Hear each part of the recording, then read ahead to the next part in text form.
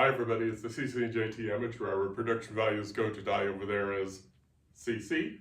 And over there is JT in the dark. And I think we're there. Yeah, we're there. We're there. We're We're there. just a little further back than usual. We have the camera pulled back a little bit so you can see the point of our podcast today, the topic of our podcast, which if you've read social media is the cost of doing business. And it kind of catches up to you after a while, but that's not what we're going to start with. What we're going to start with by wishing a happy St. Patrick's Day, because it is March 16th, Yes. 16th, 2025, tomorrow St. Patrick's Day. Mm-hmm. Your mother being a Dubliner, that makes Yep. you first generation, Irish. Well, I'm a first generation American on Yeah. that side of the family. I think 4 or 5 generations of my family on that side lived in Dublin. Yeah. So that was pretty cool. Mhm. That's pretty cool. So, and as frequent listeners know that we've spent time in Dublin. We would love to go back. We'd love to go back to Ireland. You don't see green until you've been in Ireland. I mean, it's like So many shades of green. so many green. I got this at Blarney Woolen Mills in Cork. Yeah. So and it looks lovely on you. Thank you. It looks very lovely on you. And so it's and St. Patrick's Day is always a little bit fun, though we cannot eat the traditional, Corned beef and cabbage. you can't eat it because Corned beef is much too salty. and cabbage is bleh. Oh, I love cabbage, but the corned beef, I can't do that. So my breakfast of choice tomorrow will be my frosted Lucky Charms because they're magically delicious. Because they're magically Not sponsored. not sponsored. And that's always a good point. When you hear us talk about products and things in our podcast, we are not sponsored. We're just relating our own experience. So your own mileage may vary. So lots of things going on with 2 more books. As you take in our inventory of things, this is not, of course, everything that we've got, but we've No. done for the cause. But take a second to go through and poke through and look through things as we chat about current events. Yeah. We chat about current events, and if you are a fan, first of all, thank you. Second of all, are you sure? We may be doing our first in-person signing in April, a month from now, on April 13th at the museum, the Nevada State Museum. Yes. So that's exciting. Mm-hmm. As a matter of fact, these 3 books right here, boom, boom, boom, Mm-hmm. are at the Nevada State Museum for sale because they're Nevada-centric. Mm-hmm. So, but we are looking forward to probably being in the little atrium in there, the connection between. It's the Dima Gwynn Concourse. She was a former First Lady of Nevada. Right. And so we will be in between the main building of the museum and the gift, I don't know, is it a gift shop? It's the annex, the museum shop, and it has the basically the native. Nevada. Let's see, yeah, Native Nevada. It's got the Stewart Indian Museum, a little bit of an exhibit about that, and an exhibit about Nevada prior to European settlement. Yeah, it's pretty cool actually. It's well done, and of course, we absolutely love the gift shop because we're just, because it gives us Nevada knicknacks, and you can tell Oh, that there's we. so much fun stuff in there. Oh, we just love knickknacks. Yes. We're a knickknack kind of people. So Oh, yeah, yes. so yeah. Harry. So April 13th, as we get closer, we'll have more details, and we should point out that April 13th is not locked down yet. So Right. we're going to do that. If it is, that is during the Easter season for, I guess you would call the general Christian faith. I think Yeah. Orthodox may celebrate on a different calendar, but that would make April 13th Palm Sunday for anybody who celebrates that. So we are not 100% sure that's the day that will happen, but it is possible. So it will be, as I mentioned, kind of during the Easter season. And that'll be fun. So we are almost prepared. We're already starting, but the way we're already having the twitches of do we need to take this? Do we need to take that? That kind of thing. So it'll be kind of fun. What we would also like to salute is my former coworkers. Yes. Coincidentally, 2 of my former coworkers on the same day reached out to me to say that they bought Zoe, and so it's like, oh, you're so kind. That's so sweet, and thank you. That's really awesome. And so it goes back to my belief that kindness in the workplace, kindness in personal relations Mhm. is always, don't burn bridges. No. Don't burn bridges. That's just that. And because your kindness with your former Yep. co-workers has gotten these books into the Nevada State Library Yep. and has gotten it into the Talking Books program. So, Yes. it's what the things you do today matter tomorrow. And it's always fun to hear, because with your coworkers, you do spend a lot of your work week with them, and you become very close to some of them. So I had lunch with my former boss, who happens to be reading Sheriff in Nevada, which she checked out from the Nevada State Library. So it's been quite the week for former coworkers and JT's books. So thank you, and as always, y'all can reach out to me. You may still have my cell number on your phone or anything like that, and you see me on Facebook, so you see both of us. So let us know and say hi. No, we love to hear it, and it's. I think somebody mentioned that they had read one of your books and really enjoyed it, and said that you were a very good writer, or they didn't realize you were such a good writer. They didn't realize I was such a good writer, Yes, and it's like, well, thank you. And actually, if I can go off on just a brief tangent, I actually worked with someone who was a pretty well-known author at one point, but he did not announce it when I worked with him. He did briefly work for the state of Nevada, and award-winning. He had done novelizations of movies and things like that. So when I found out, I very gently approached him, and he was a little bit shy about it because he didn't really want to, he wanted to kind of keep the two things separate. But I told him that I was also a writer, so we had some very fun discussions, and I've lost track of him, but he was a great guy named Kirk Mitchell. So he's written some very interesting mysteries, and you should check him out too, because there are a lot of authors in places that you would not expect them to be. Even though he was shy about it, I think he appreciated being able to talk about it without, me being the typical fangirl. It was more of a peer interaction. So don't be afraid to talk to authors, because even though they may not broadcast what they do, we love hearing from you. We do. I didn't talk about writing when I was working that much because I was a supervisor, so I didn't want to present the image of, since I'm your boss, you should buy my book. So I very rarely talked about writing when I was, but that's different. It was noted in my write-ups that I have an ethical backbone or ethical spine, so that's probably why I did that. Yeah. And did I miss out on some sales that way? Absolutely, but I'm good with that decision. You have to make a decision between the level of right. And I very rarely talked about it, and when I did talk about it, was people that was way outside my chain of command. So there's decisions that you have to make, and again, I was good with it. But afterwards, now, like I said, 2 people reached out, same day. So how awesome is that? It was very exciting because, JT is not one to be effusive in emotions, but when those happy days come along, they're very happy days. And we segue into talking about books and places. We're going to just have one more technical note that the Sierra Arts Foundation is expanding their book locations. Right now they have the Book Depot, which is co-located with Sparks. Yes, it's the Depot Gallery Bookstore in Sparks. It's in the Victorian Square area, I believe, which has changed quite a bit, if anybody's familiar with that part of Nevada. So they do want to encourage people to go to the Depot Gallery Bookstore, but they will also be moving to the Riverside Gallery. The Riverside Gallery, which is which is on Virginia, right next to the Truckee River. Everybody in Reno knows where the Riverside is. I mean, it's right smack dab. It's catty corner across the river from City Hall. Pioneer. Pardon me? The Pioneer Center. Pioneer Center. It's across the street from the Pioneer Center, so it's right there. Excellent parking all the way around. Excellent available parking. But our books will be following that. We will be sending books over to the Riverside Gallery. Yep. So we're looking forward to that. It's actually right next to. That's awesome.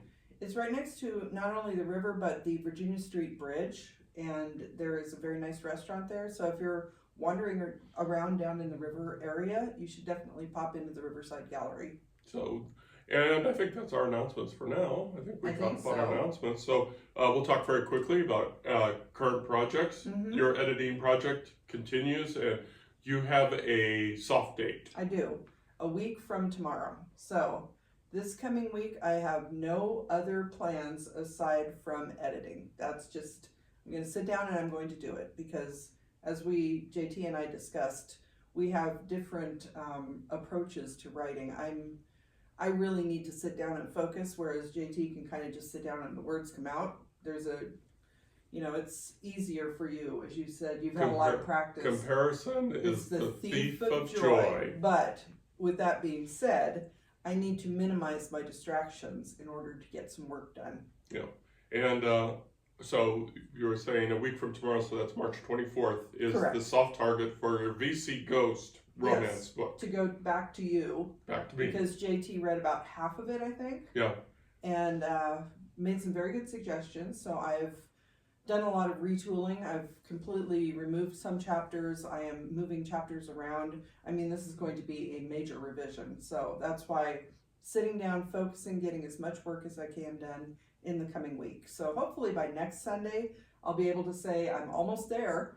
Fingers crossed. You can. So is this the first time you've worked full blast with a creative editor type? And I'm not saying I'm a creative editor, but I have experience working with creative editors. I'm working with an excellent one right now, and I've been working with all of these books that you see here, almost without exception, went through a creative editor. Mm-hmm. So I have some experience. So is this your first time with that? Yes, with the caveat that I did a nonfiction piece that I did work with the editor of a publication on that one. And I was working with an editor many, many years ago, but it never got beyond it never got to the publication stage. It was more of the initial discussion about the story, and we did have some bare bones discussions about editing, but the in-depth editing, this is completely new to me. Yep, so this is not only is it new for this stage, but when we send it off to Red Adept and you go through the 3 levels, that's, when I did that the first time, when I, got the creative editor, that first time is just a real eye-opener. Oh, I'm sure. So. And I'm at a point where I'm getting back into writing, so I'm still a little lacking in self-confidence maybe. I went through a period of time when my early writing career back in the 1980s, when our kids were little, I was still very young and naive, and everything was perfect. So I obviously never got to the editorial stage where I probably would have learned that it wasn't. But at that time, I was probably a little bit. I think I actually had an easier time of writing then because I wasn't wondering, am I doing it right? I was just getting words out. Yeah. And that may be some of my problem now. It's completely, it's different. I'm a different person. Yeah, so many things have changed. And it's different. It's different. As for me, I'm still working on Maggie Book 3, the 3rd book of this series, and I'm up to 57,000 words. That's a good sized book. And I don't know where I'm going from here, but it is, we're looking at a release later this year in between the somewhere here, the Serving Salvation series and the Finding Salvation series. So I'm hoping to get the third book out this year. I was trying to find Finding Salvation, but that is not in paper form yet. Yes. It will be paperback once all 3 parts are out. Right, because Finding Salvation is going to be made up of 3 novellas versus novels. And so we don't have reps. And so, as Cece said, once all 3 are out, it's going to be a good sized book. And I'm looking forward to doing it that way. So that'll be fun. So the novellas or the first part of the novellas will be on ebook, or is on ebook right now. It's on ebook, right. The other 2 will be coming out after the second 2 parts of Serving Salvation. Yeah, and I should mention that the first novella is less than 40,000 words, so it's a fairly quick read. It's good though. It's really good. With that, before we dive into the main topic, are you ready for the main topic, or do you think of anything else we want to say other than we do have a technical note. It is really windy here. Yes, if you hear any creaking or anything, our house is very old. It's actually probably coming up on a century. Yeah. So it does groan in the wind. So if you hear any strange noises, it's not my VC ghost. Yeah. It's the house. It could also be our fireplace, True, the flue rattles, and Yeah. we have a lot of windows on this side of the house where we film. So that if we do hear any strange noises in the background, it's probably weather related. Okay, so we're going to go ahead and dive into the topic, which is the cost of doing business. And, we've talked frequently, probably way too much about the LLC thing, probably way too much about the LLC thing. But we're kind of, I don't want to say we're proud of it, but we feel fulfilled by it. Mm-hmm. Maybe that's a good word for saying it. We feel fulfilled by it because we're an honest to gosh real company. We're real, LLC. Mm-hmm. We have a partnership. The CEO. Everybody else. Well, and technically we were a partnership already, because if you are doing a business, you are either a sole proprietor, and this is true, I think, of most independent authors. You're either a sole proprietor if you're working solo, or you are a partnership if you're working with someone else. We are somewhat unique, I think, in that I don't think a lot of married couples both write, other than people like Stephen and Tabitha King. There are some couples out there, but I think statistically that's a low number of people. So most independent authors, unless they work with somebody outside, are probably sole proprietorships. Yeah, and so we've been talking about it for years. We knew we were coming up on retirement, though for both of us retirement came up pretty quick. We didn't realize that we could retire when we did, and then when we did, it's like, okay, that's awesome. So here we are, pensioners, but we've been planning to do the writing thing, and of course then we started having these discussions. Well, why don't we do this? Why don't we do this? Do that? Why don't we do book signings? Why don't we go on writing trips? Why don't we all these wondrous pie in the sky kind of things? And so we started doing the LLC, which was not cheap to put together for our income level, but it was in my mind it was worth it. We got all sorts of things. I was going to bring my yellow folder that has all our business stuff to show, our licenses and our tax IDs and everything like that. But as the CFO, like I said, everybody else, as the CFO, it's like, I was just noticing things just started to accumulate. It started to accumulate. And then as these things started to accumulate, which they should, that's just the normal cost of doing business, and I guess that's the phrase. Then something that we couldn't predict happened. And we're not going to go too deep into that because we're not a political podcast, we're a writing podcast, but it's something that cannot be ignored as an independent writer, whether or not you are your own business or not. And if you're an independent writer, you're in business.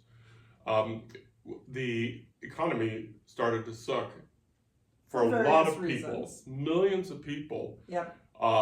And independent writers is a small slice of that. So we need to put it in perspective. Independent writers, that's a narrow slice of what's happening to everybody. So we don't want to make it sound like woe is me. No. We want to be very careful about that. But in our very small world of independent writing, we noticed as a trend, and if you are a writer, you know where I'm going with this, there was a backlash against billionaires. And it built in Amazon, obviously, being one of those billionaires, and the hashtags were created, Amazon boycott and everything like that. And of course, for independent writers, what is probably our main site? Our primary sales site. Platform is probably Amazon. So the economy, all you have to do is just, of course, it's a cliche, but all you have to do is look at the price of eggs. And eggs is almost in everything we eat. You look at the price of eggs, and my perception of an economic crisis is everybody's perception of an economic crisis. And what I mean by that is when the people start seeing things go bad, they start hoarding their money. And so, I'm not an economist. That's just my experience. But people start hoarding money. But it makes sense because you want to make sure if things continue to go bad, that you have the resources to buy eggs. Yeah. Or in our case, when our kids were little, we, went through tough times where I remember distinctly, you look at the calendar to see when payday is happening. And we figured out the cost of a gallon of milk. Yeah. I remember distinctly. we had to make sure we had enough money so that we had milk in the house for kids, cereal, things like that. We did ramen, we did what we called the poverty diet, ramen, hot dogs, not the healthiest things, just whatever you could afford. And a lot of people right now are doing that. They're looking at the calendar that they know, especially for people like us, we're on a fixed income now. We get paid once a month. We know when payday is. We look at our calendar, and when we're doing our work, obviously we have 2 separate accounts, but we need to make sure if we're seeding our business account, because we're not making a lot of income yet, that we have enough in our personal account to cover eggs or, whatever else we may need, just paper products, medications, all of that. So it's a challenging time, and it's understandable that people are not going to go out and buy a lot of paperbacks. They may opt to buy an ebook copy, which is great. But then again, like you're saying, if we're boycotting Amazon, those ebook copies are not going to sell either. Yeah, and it should be said just very bluntly and again, we're not political, but it's also obvious, is the administration is not kind to people in a lower economic status. That's just the way that's just reality. Right. And so it's I just noticed that just in doing our taxes this year, is our taxes just wow, and it was based on tax acts not created by the previous administration, but by the same administration previous to that. We're going to get off that soapbox. What we're going to do is we're going to just say what we're trying to say is that we've had to make decisions because we had all these ideas, we had dreams, and now we've had to make hard decisions to scale things back, and that's good and bad. But like we talked about maybe doing the Carson City Farmers Market, but even that was more than we were prepared to spend. And there's the sign-up fee, and then there's the per weekend fee that we could not afford. And technically we probably could have, but now we're starting to look at things like ROI, return on investment. Right. And if we want to continue doing this in the long term, we need to not put out too much money before we start taking money in. So even though we probably could have afforded to do a few weekends at the farmers market, it didn't make sense right now. And the farmers market is great. We love the Carson Farmers Market. We've gone there, we try to go there several times this summer if we can. It's a great place for the locals to come together, and we have seen other local authors there. So hopefully we'll be able to do that in the future. But like JT said, we may have actually started this business at a very rough time. Yeah, the timing was just. We became an LLC, and the economy started tanking. So and everything started happening, and we could have foreseen this because the rumblings were there. But there comes a point where you kind of have to just hold your nose and jump in and see what happens. Yeah, elections matter. They matter. They really do. Elections matter. You're not hiring a president. You're hiring an administration. And right now things are expensive, just the way they are. Yes. So we are finding alternate ways, and I hate to use the word, but cheaper ways to express, to get our products out there, to meet with people. Like I said, we're going to be doing the museum, which at the moment, as far as we know, is free, but I don't think it's going to, because it's a state event, I don't think it's going to cost that much. Right. And we're going to, we've reached out to local bookstores, and we were successful with Thistle and Nightshade in Northwest Reno. And we also learned that some of the local bookstores, at least one of the local bookstores, will not buy from independent writers, which is, their choice. I don't think that's a firm business decision, but, that's their choice. Well, it's up to everybody, because independent bookstores are in the same place that we're in, that they have to make hard decisions. And it may not be that they don't want to support local authors, but an unknown author is a hard sell. Yeah, and so we understand. We did reach out to Barnes & Noble in Reno, so we're hoping we're going to be doing that. And that's, and they will buy our books from Barnes & Noble directly, not from us. So that's at no cost to us. All we need to do is show up. So we are still working on the building local to go global thing. So that's a good direction to go. So and another thing that we did, which was good, is And again, no cost to us is we used Square to build our online bookstore. Mm-hmm.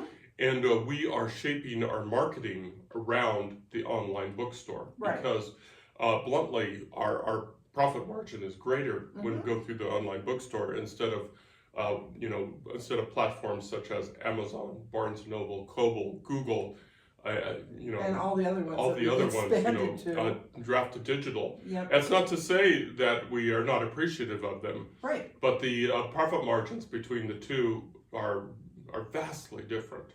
Vastly different. We're trying to price our books so that they're not ridiculously expensive, but we do have overhead, which is what we're talking about right now. And things like we mentioned earlier, where JT currently has 2 books in the editing process with 2 different editors, and that's hundreds of dollars at a time. Plus you have cover design, you have the initial cost of ordering your proof copies to make sure they're okay. Then we ordered stock for our online bookstore, so we had that cost, and they may be a little bit more expensive on our bookstore than they are on some place like Amazon, but there is a reason for that. And you also get an autographed copy. Yeah, you get an autographed copy, and if you're in the local area, heck, we'll even deliver it. So it's it's all sorts of win-win for a lot of us, and so that's awesome. And so we've had to make these hard decisions because again we had dreams, we had hopes. And then we have the economy. So but what's going to happen is we're still going to be successful, and it's going to make the success all that much more sweeter. Right. So we will get there. It may take a little bit longer, but we will get there. We are still going to churn out books. Oh yes. We are still going to churn out books whether we like it or not because we're up to 15 now. 14, 15? We are, book 15 is, let me get my brain organized here. Book 15, which is the second book of Serving Salvation, is with Red Adept right now. Okay. And so that is the next release. I guess I should look up and see when the next release date is. I think we were talking about May.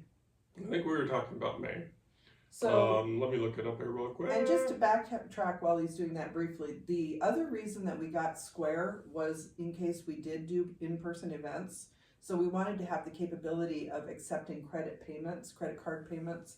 So it's not just for the bookstore. The bookstore became a nice perk, which JT mentioned previously that he didn't realize how much he wanted a bookstore. So, there's a personal satisfaction in that. But that had a dual purpose in that we can sell directly, but it also allows us to handle payments if we do in-person events. So so the second book for the Serving Salvation is mid-May. Is right now for mid-May, depending on how much editing has to do. So that's pretty awesome. And looking at our insane schedule, so we are looking at May, June, July, October, September, November, December, and February of 2026. For book releases. That's how many books we have in the queue right now. Yeah, and that's we're going to generate because we've got the twitch. It's like we need a hit. We need a hit. Well, in your case, you had books that were already done because JT retired a year and a half before I did, and had some time to just sit down and write because what else? In my case, I have a lot of books that I started while I was still working full time that aren't complete, but I'm hoping to get all those done now. So we both had, if not completed product, then we both had at least the idea of a product or a book, and now it's catch-up time. And as older writers now, we're in our 60s, you're looking ahead and thinking, well, I have limited numbers of years left. Who knows? It's like we'll get something out there. It becomes a point where you're like, I have all these things I want to write. I need to write them right now. Yeah. And so we're generating. We're making decisions. Excuse me. I'm sorry. We're making decisions. And if you're on if you're listening to this podcast, you won't be able to see some of the decisions that we've made. But if you're on the video, you'll see that we have a table throw that has CC and JT, and you can't see the 2 more books, but it's pretty cool. We have the it's a we have two-sided. CC and JT. You see behind us, we have the what is that? It's a stand-up that has our pictures. It has our website, it has our logo, which Yeah. matches our drape, which is really nice, and it has our Two More Books logo down at the bottom. So these obviously are meant for when we're doing in-person events, Yeah. but we can also use our table throw when we're recording podcasts because we're branching into Yeah. at least a test of a second podcast. Yeah, and we did not buy all these things at once. You know, we've No. been tick, tick, tick, tick, tick, tick, and we are pretty much set. We are pretty much ready to do in-person events, which Yep. we'll be doing in a month. So, yeah, the economy sucks. Yeah, we've had to make some decisions. Yes, we've had to scale back our dreams a little bit. But on the flip side of that, we've instead of doing great leaps forward, we're taking small baby steps, and we're getting ourselves in position, hopefully, to get ourselves out there, build local, to go global, and you know we're gonna make it. We're gonna get there. We just appreciate y'all's patience as we talk about these plans in one podcast, and then maybe 4 or 5 podcasts later we go the other direction. So. But I think that's a good thing to show, especially for other aspiring authors or other struggling authors, that it doesn't hurt to backtrack on a decision if it doesn't feel right for you at that time. And that goes for books too, because last year we did a specific podcast about Zoe where we talked about how it was delayed because we got a little ahead of ourselves. We had too ambitious a publishing schedule. And I think the one, even though our current one is insane, I think it's more realistic. And I think by talking about the fact that, hey, you know, this is a great book. It's an even better book now because it did go through a second round of editing, and there were a lot of changes that were made. But it's everybody has given it great reviews so far. Yeah. So backtracking on a decision isn't always a bad thing. It's a learning process. We're all learning all the time. Yeah, it's an ongoing thing. Even as, you know, elderly as we are, you know, we still have lessons to learn, and our minds are always open. We are not, when it comes to the writing business, our minds are not closed by any, because we will learn from anybody and everybody. So, if you are an independent writer, I think some of the things that we said may resonate with you. If you feel that they are, excuse me, if you found this podcast through our website in the comments section, you know, feel free to comment on what your thoughts are on this, and maybe even use that space to give us ideas on how to better get a bigger bang out of our dollar, because we are looking for any and all ideas. You know, like, is there networking? Are there any associations which are relatively cheap? We joined one this week. That's what I was going to say. We forgot to mention that. You just joined it's the Independent Authors Network. Ian. Yep. We joined the Independent Authors Network, and probably by this time next week, I'll have the webpage all put up and everything. And it's some contests that we can join, which will give greater visibility to Zoe, and probably the Finding Salvation Part 1. We'll probably enter that into contest to give it more visibility. So if you have any ideas, you know, like that, you know, please let us know. And we did that last year with the podcast, where we entered the Women in Podcasting Awards, which is open for this year. So if you are a podcaster and you're a woman, definitely look into that. It has been a great experience. We won our category. We won the Authors and Books podcast category. And I recently did another event with them. It was a International Women's Day thing. Right. It was I can't think of the name of it right now, memory, but it was a lot of women podcasters or business people introducing themselves on this it was basically a podcast. So they are another great resource that I've really enjoyed working with. Jennifer Hensel is in British Columbia, I believe, and she's got some great resources out there. So we're looking at not just for our podcast. That was a completely accidental thing, and we've talked about how that came about. We more intended to be independent authors, but we think that the podcast actually helps us with that mission too, because we're trying to help other writers. Yeah. And so by podcasting and by talking about our experiences on our podcast, we hope we're providing you some helpful information. So yeah, we're busy. We're busy. We say that a lot too. And you know that silly ass cliche that they're always saying about, you know, if you find what you love, it's not really work. It's true. It's still work. Well, it is at some point, because even we enjoy the writing aspect. We enjoy holding the book for the first time. It's a great experience. Sometimes the editing can be a little bit tedious, rewriting. Definitely the business aspect. We're not business people, even though we are. We don't want to be business people, I guess. We prefer to be creative, but if we're going to be independent authors, we have to be business people. So. But there are two sides of the coin. But we are enjoying the writing part at least. That's fun. So we're enjoying some of it. So and that's why we do this. That's why we do this, and we hope that folks continue to buy our books and hope that you can give us feedback and validate. Well, the other thing is that we hope that somebody will find one of our stories and it will be maybe something that helps them get through a tough time, because I know I have certain books that I reread that are comfort books, and I would love to be that author for somebody someday, you know. Yeah. That's kind of our aspiration. Yes, we need to make money because, reality, but I think really what it really comes down to, and going back to St. Patrick's Day, the Irish are storytellers. It's in my blood. I love telling stories. And I hope that some people will actually enjoy the stories that I'm telling. Yeah, pretty much the same. Yep, I hope that people enjoy the stories that we tell. Okay, I think we've worn them out. So here comes the commercial. We forgot to mention one thing, though. What did I forget to mention? All the interesting people that we're meeting. Oh, the interesting people. Yeah, people like us, and One of the things that we're enjoying about building local is especially joining the Sierra Arts Foundation, going to those meetings, networking with other authors, hearing about their experiences. We're learning from them. Hopefully, maybe something we say will help.